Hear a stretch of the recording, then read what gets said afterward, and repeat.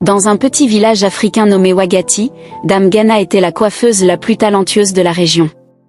Sa réputation dépassait les frontières du village. Chaque mèche qu'elle touchait devenait une œuvre d'art, et on disait que ses coiffures portaient chance à celles qui les arboraient. Cependant, un mystère intriguait tous ceux qui venaient dans son salon, il n'y avait aucun miroir.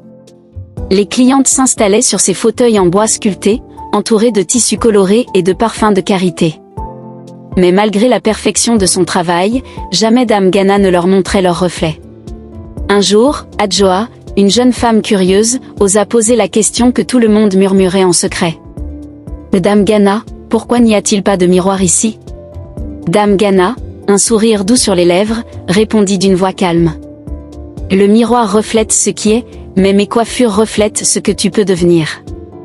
Laisse-moi t'offrir une confiance qui dépasse l'apparence. » Malgré cette explication, des rumeurs circulaient. Certains disaient qu'elle craignait que les miroirs révèlent un mauvais sort. D'autres croyaient qu'elle était capable de voir des choses que personne d'autre ne voyait. Un jour, une épreuve arriva. Une noble dame, mécontente de ne pas voir son reflet, exigea un miroir. Elle menaça de détruire la réputation de Dame Ghana si son souhait n'était pas exaucé. Sans broncher, Dame Ghana offrit un miroir, mais elle prévint la noble.